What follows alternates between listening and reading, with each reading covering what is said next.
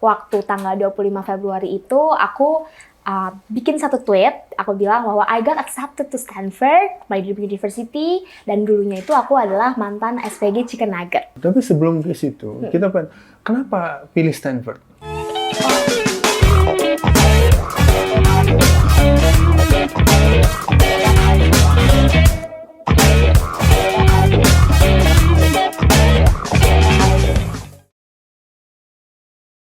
Hai Foxes, hai Foxgens, bagaimana kabar pagi ini? Insya Allah sehat semua ya. Alhamdulillah. Kita ada sedikit diskusi atau inspiring moment oleh Teh Ira atau Mbak Ira. Ini kan ibunya dari Jawa Barat soalnya ini, ya. Boleh Teh Ira, nggak apa-apa. Oh, Teh Ira, oke. Kalau dari Pontianak apa nyebutnya? Kakak ya kayaknya. Oh, kakak, oke. Kak Ira atau Teh Ira ini enaknya? Kak Ira deh, Kak Ira. Kak Ira, oke. Jadi hari ini, pagi ini, alhamdulillah ada kesempatan kita untuk bisa ngobrol santai dengan Kak Ira bahwa ada berapa sisi dari momen kehidupan Kak Ira ini yang setidaknya bisa mendorong teman-teman yang lain, yang dari Foxes maupun Foxgens, untuk bisa mengambil banyak hal dan itu kemudian mendorong kita untuk bisa mensikapi langkah-langkah perjalanan hidup ke depan dengan lebih kuat begitu. Ya, saya sendiri Fathan Kamil. Ya, dulunya sih alumni IPB, saya nggak tahu hari ini, tapi kelihatannya akan jadi alumni lagi karena sedang menyelesaikan S2 di IPB begitu. Dan kemudian pagi ini kita membawakan program khusus yang kita sebut dengan Sekolah Vokasi IPB. Tapi dari himpunan alumninya, begitu. Himpunan alumni Sekolah Vokasi IPB. Tentu ada banyak sisi dalam perjalanan vokasi ini yang bisa kemudian mengambil beberapa pelajaran dari pengalaman Kak Ira ini begitu, ya. Dan kita dedikasikan kegiatan ini memang untuk khususnya buat para Foxes dan Foxgens dan tentunya umumnya buat teman-teman yang ada di halayak umum begitu. Mungkin Kak Ira bisa nggak menyampaikan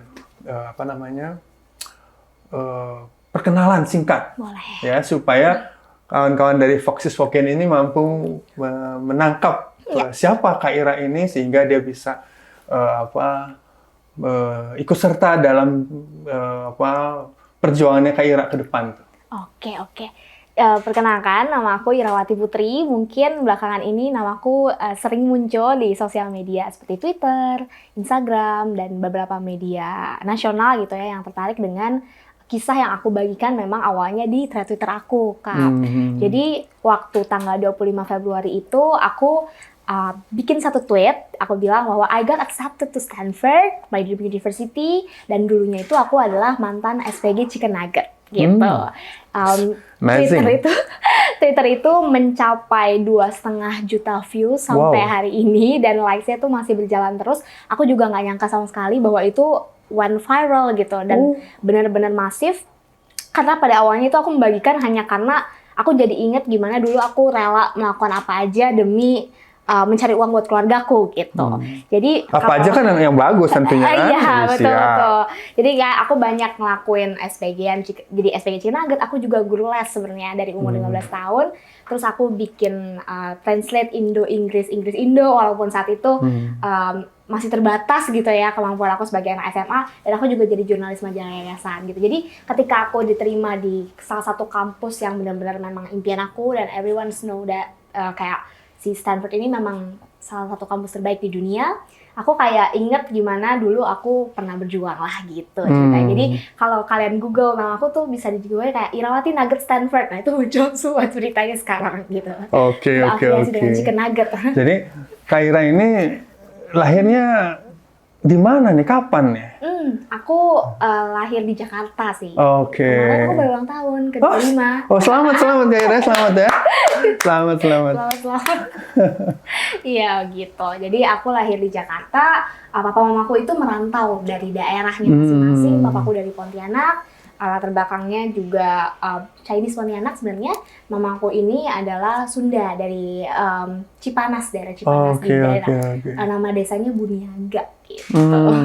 Terus gimana ceritanya bisa sampai di Penabur nih, SMP-nya di Penabur? Betul. Jadi itu juga jadi perhatian ya. Jadi ketika orang-orang, aku kan bilang bahwa ketika tweet ini viral, aku merasa aku wajib menjelaskan dari mana aku ini latar belakangnya supaya harapanku orang-orang yang mungkin datang dari latar belakang yang sama dengan aku tuh jadi kayak merasa mereka lebih punya harapan gitu bahwa untuk masuk Stanford atau menembus kampus terbaik dunia itu nggak harus datang dari latar belakang keluarga yang mampu, nggak harus datang dari harus menang banyak olimpiade terlebih dahulu dan sebagainya gitu. Jadi aku bilang bahwa aku ini datang dari keluarga yang tidak mampu gitu.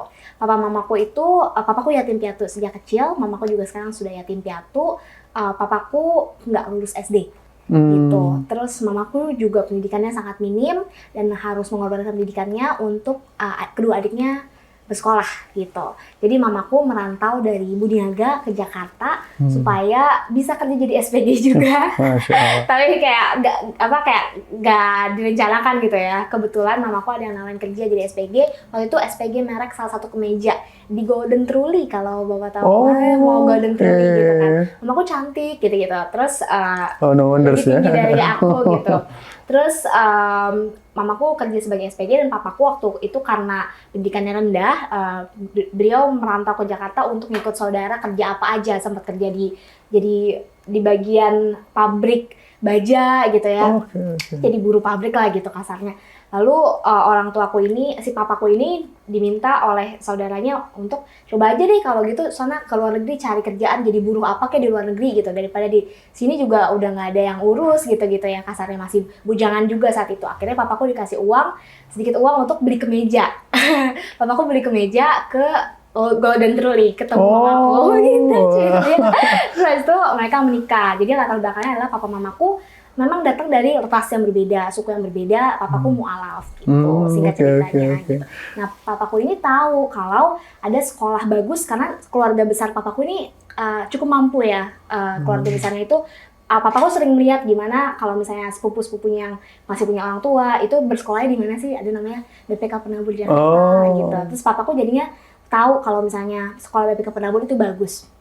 Cuman karena kondisi papa mamaku ini memang pendidikan rendah, sulit untuk mendapatkan pekerjaan yang baik, kehidupan kita sangat sulit lah gitu. Kami sempat tinggal di rumah yang ukurannya cuma 3x3. Kalau papaku tidur itu kita tidur berempetan, jadi harus tangannya tuh keluar lewat pintu gitu karena nggak muat gitu kan. Terus kalau misalnya masak baunya kemana-mana gitu. Terus telinga adikku sering digigit tikus karena banyak tikus gitu kan, daerah kumuh lah gitu. Makan nasi uduk yang 2.000 satu bungkus tuh dibagi-bagi gitu, kita berempat waktu itu ya, adik yang terakhir belum lahir. Tapi walaupun kayak gitu orang tuh tahu bahwa wah kondisi kita kayak gini tuh ya harus berubah gitu. Papaku bilang kayak harus selalu coba untuk belajar yang paling bagus, kalau nggak nanti nggak ada yang mau biayain kita sekolah gitu. Jadi dari kecil aku terbiasa untuk kayak yaudah kita harus belajar serius, karena memang kalau kita nggak belajar serius nggak bisa dapat bantuan dari sekolah, yang nggak bisa gitu. Singkat cerita, papaku bilang coba deh SMP SMA kita coba SMP-nya dulu ya. Kalau SD-nya di mana sebelumnya? SD-nya namanya Batanghari, ada sekolah swasta kecil lah gitu. Dekat rumah, iya betul gitu. Itu memang sekolah swasta kecil, kalau nggak salah tuh satu angkatan cuma 8 orang gitu. Gitu, tapi guru-gurunya tuh dedikasinya tinggi sih memang gitu. Jadi dan waktu itu juga dapat keringanan karena aku nggak mampu gitu kan. Terus pas SMP coba tes di Penabur, itu kan mahal, sekolah mahal gitu kan. Tapi memang Penabur ini baik banget, dia yayasannya tidak melihat apakah latar belakang agamaku, tidak sama sekali melihat status ekonomi kami. Jadi mereka justru mau membantu gitu, kayak oke, yang penting Iranya lulus tes gitu, Iranya nilainya baik, dikasih bantuan gitu. Tapi memang bantuan ini case by case Bapak.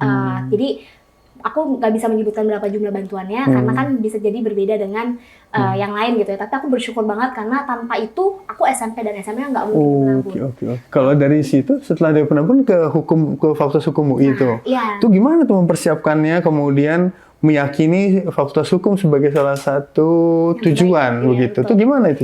Ini juga cerita lumayan menarik. Jadi tadi pas aku kelas 12 itu, walaupun udah keringanan dari penabur, adikku tuh sempat putus sekolah, Pak. Adikku putus sekolah di kelas 10-nya, adikku beda 2 tahun yang pertama sama aku. Karena Laki-laki perempuan? Laki-laki, dua-duanya laki-laki. Karena walaupun kita udah dapet keringanan, tetap gak mampu lah gitu. Waktu itu aku juga walaupun udah mulai kerja, SPG, Chicken Nugget segala macam, dan gak cuma Chicken Nugget sih sebenarnya. Oh, jadi SPG itu dari SMA? Iya, aku dari SMA, jadi dari kelas 10 SMA. Dan maksudnya udah mulai jualan Chicken Nuggets begitu? Chicken Nuggetnya itu di Pekanraya Jakarta. Jadi kan orang pikir kalau SPG di PRJ itu kalau iseng gitu ya. Aku nggak karena iseng sih, aku bener-bener karena butuh gitu. Oh iya. Bayar kontrakan atau apa. Udah kelihatan kesungguhannya nih, kesungguhannya. Iya, jadi dan aku tuh sebenarnya bukan cuma Chicken Nugget gitu. Ada beberapa tawaran SPG-an yang kalau misalnya datang ke aku ambil aja selama memenuhi akunya gitu. Karena kan aku ini nggak tinggi kan Pak, seperti bisa dilihat. Iya, aku nggak sampai 155. Sedangkan biasanya SPG ada berapa yang kayak harus tingginya 160 gitu, aku udah nggak bisa tuh. Tapi kalau misalnya SPG minuman, SPG buku, itu kan yang penting luwes ngomongnya gitu kan. Dan aku tuh dari dulu emang suka ngomong gitu, karena menurut aku kelihatan. Iya, gitu, karena aku juga suka ikut lomba-lomba debat, aku suka nulis gitu. Karena awalnya motivasinya karena itu dapat uang gitu sih, lomba debat dapat uang gitu, walaupun kadang bentuknya voucher gitu kan. Tapi lomba nulis atau apa segala macam, jadi aku terlatih tuh kayak gitu. Nah, oke, singkatnya pas adikku putus sekolah itu, aku bener-bener pengen balikin adikku sekolah lagi lah gitu, karena saat itu kan kondisinya aku belum sanggup karena karirku belum ada lah. Anak SMA bisa apa sih kerjanya, masih yang kayak gitu-gitu gitu kan, yang cukup buat sehari-hari aja gitu.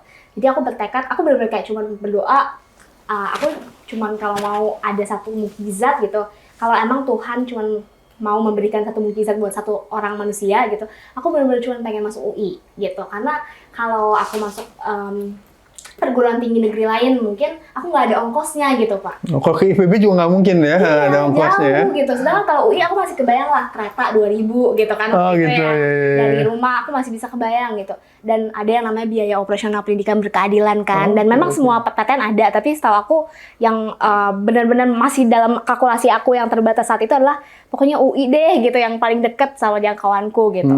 Dan lomba debat terakhir yang aku ikutin untuk dapat uang juga adalah lomba debat di Fakultas Hukum UI. Namanya Sensasional gitu waktu itu.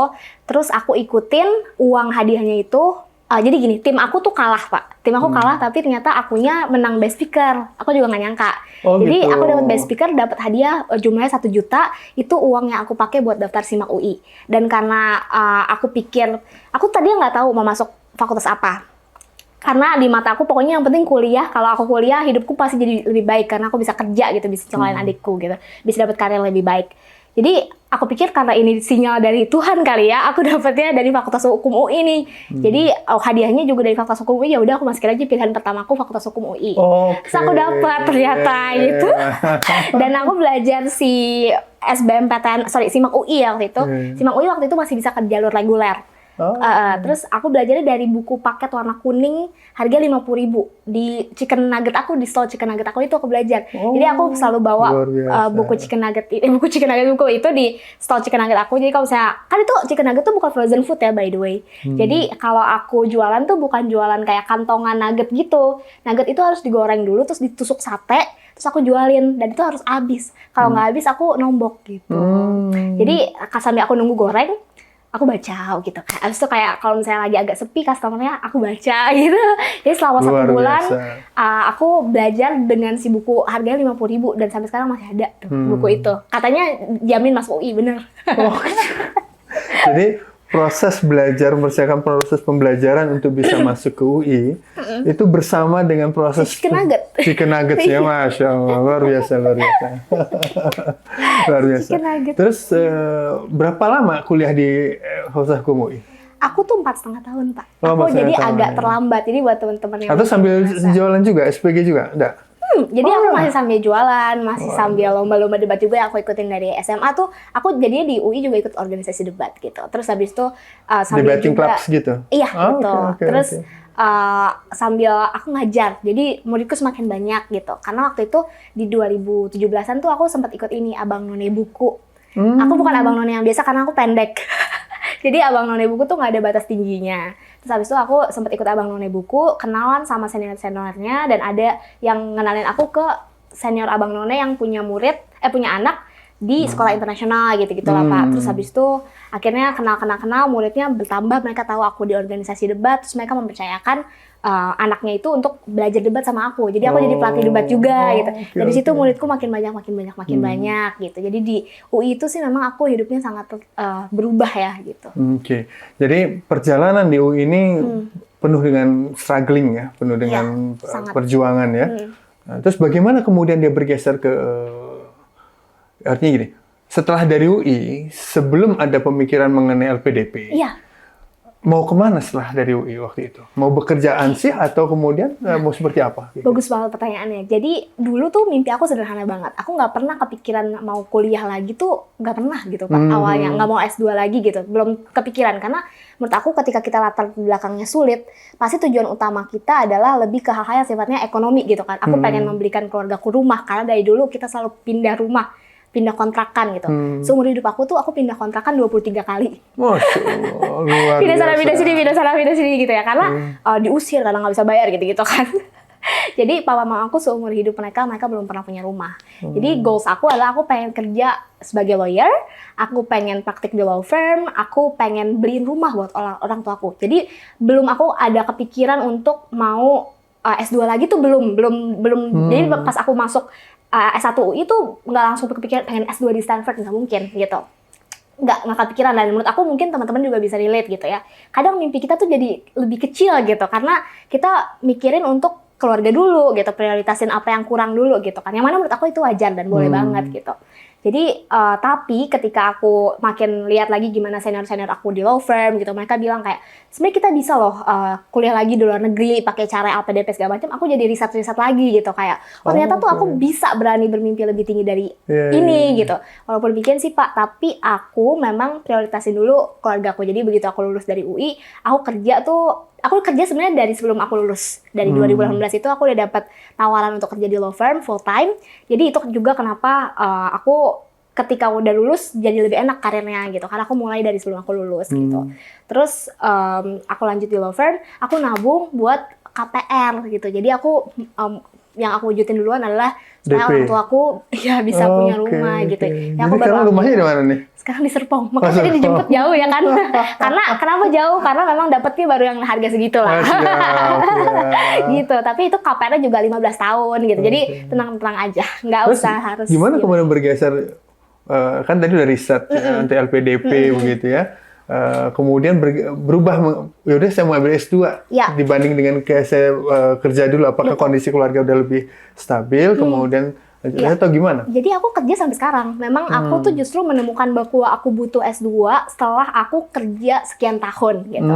Bahwa ternyata di ilmu aku yang sekarang, sarjana hukum aku ini cukup baik untuk karirku, tapi sepertinya bisa lebih punya contextual sensibility kalau aku lanjut sekolah lagi gitu. Dan kenapa aku lintas, jadi di Stanford itu kan Stanford Graduate School of Education, dia tuh lebih ke International Education Policy Analysis nama jurusannya, dan itu berarti kebijakan pendidikan yang kita analisis dan dari perspektif internasional gitu kan.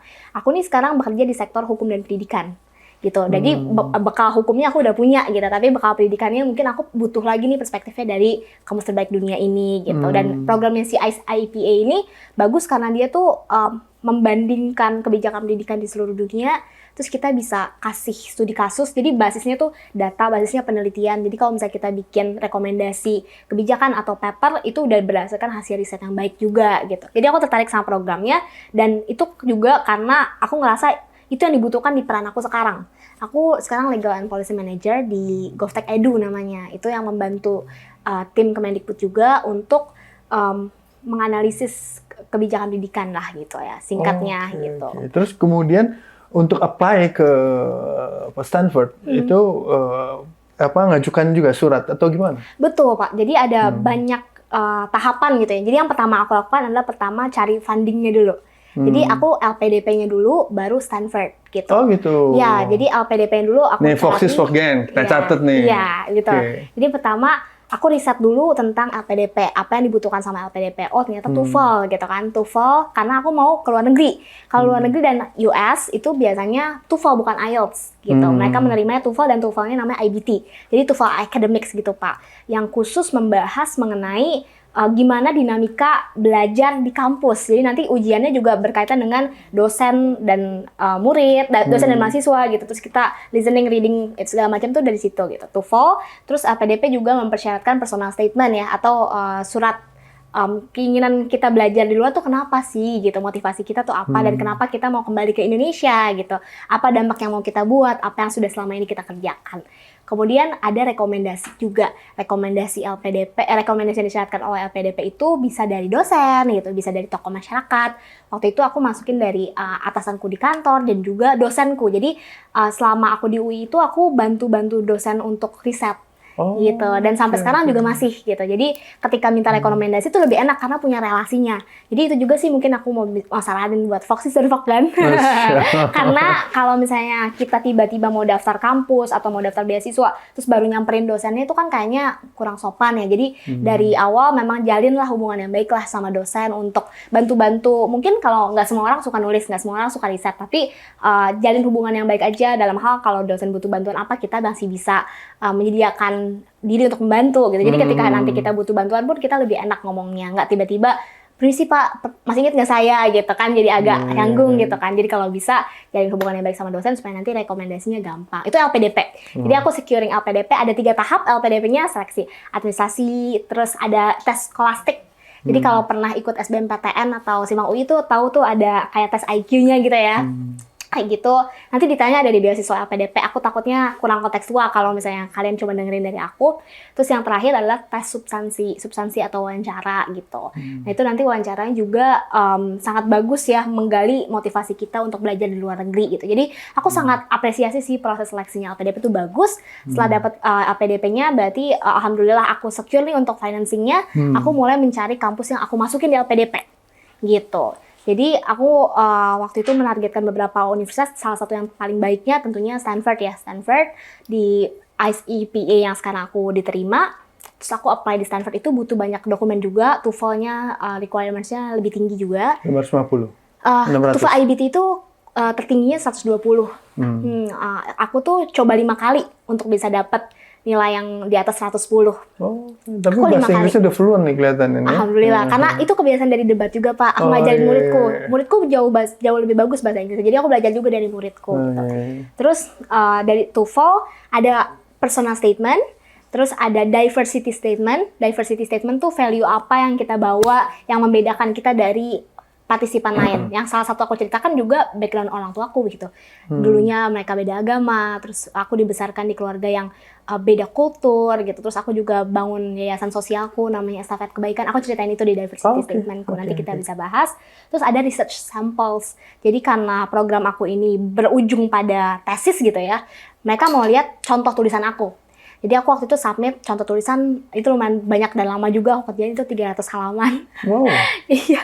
Terus habis itu yang terakhir adalah minta itu ya kayak CV, terus rekomendasi juga. Rekomendasi itu mereka mempersyaratkan 2 sebetulnya, tapi boleh upload sampai 4. Aku minta 4 juga. Oke, good. Tapi sebelum ke situ, kenapa pilih Stanford? Oke. Jadi kalau orang pikir pilih Stanford atau Harvard itu karena nama besar kampus, menurut aku itu perspektifnya nggak salah juga sih, tapi kurang tepat gitu ya. Karena mungkin yang harus kita cari duluan adalah jurusan apa yang paling bagus disediakan oleh kampus mana gitu. Jadi selalu carinya adalah kita butuhnya apa. Kayak kita tuh butuh menambah pengetahuan di bidang apa, siapa yang menyediakan pendidikan di bidang ini, dan kampus mana yang menyediakannya gitu. Jadi ada beberapa filter lah gitu. Nah Stanford ini selain juga aku lihat dari misalnya lokasinya di San Francisco gitu kan. Terus California yang dia nggak 4 musim, jadi nggak terlalu dingin-dingin banget gitu. Itu kesekian lah, tapi bahwa itu Stanford, terus memang untuk jurusan ini dia nomor 1 di dunia gitu, untuk policy analysis-nya di bidang education ini paling bagus. Terus satu angkatan itu sebenarnya cuma 20 orang, Pak, dari seluruh dunia. Dan setahu aku belum pernah ada orang Indonesia menembus ke sana gitu.